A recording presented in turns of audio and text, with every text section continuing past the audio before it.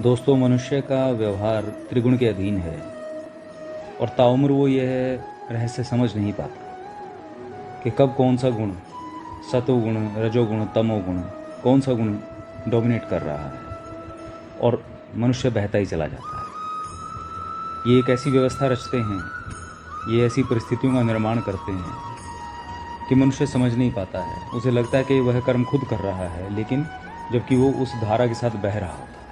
और सबसे बड़ी कमाल की बात यह है कि उस बनाए हुए माहौल के अंदर, उन परिस्थितियों के अंदर, त्रिगुण पर आधारित परिस्थितियों के अंदर जो मनुष्य कर्म करने के लिए बाध्य हो जाता है, उसका फल मनुष्य को ही भोगना है।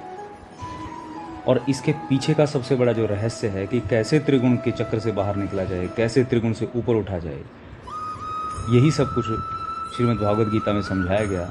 लेकिन वो बहुत गूढ़ ज्ञान होने की वजह से सामान्य मनुष्य से नहीं समझ सकता, अप्लाई नहीं कर सकता। और यह क्योंकि बहुत गूढ़ ज्ञान है और ये सदियों से चला आ रहा है, इसीलिए ऋषि मुनियों ने मनुष्य की सहायता के लिए ज्योतिष विद्या की रचना की थी। क्योंकि ज्योतिष के अंदर जो 9 ग्रह हैं, वो 9 जो ऊर्जाएं हैं, वो हर एक ग्रह की जो ऊर्जा है उसका अपना एक गुण है, अपना एक तत्व है।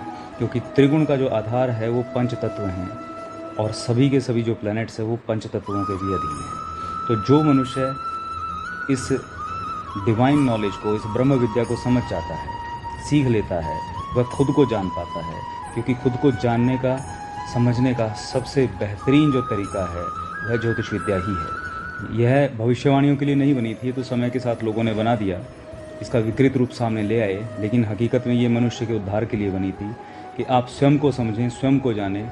जब तक आप खुद को सेल्फ इंट्रोस्पेक्शन नहीं करेंगे, तब तक अपने प्लस माइनस नहीं जान पाएंगे, अपनी स्ट्रेंथ वीकनेस नहीं समझ पाएंगे। तो खुद की जो खामियां हैं उन्हें दूर कैसे करेंगे। इसीलिए मेरे ख्याल से, मेरे सुझाव से हर व्यक्ति को ज्योतिष विद्या जो है, एस्ट्रोलॉजी, बेसिक फंडामेंटल लेवल पे ज़रूर सीखनी चाहिए, ताकि वह खुद को समझ सके अपने ग्रहों के माध्यम से और आगे चल के फिर त्रिगुण से ऊपर उठ के अपना जीवन सार्थक कर सके। महादेव कृपा करें।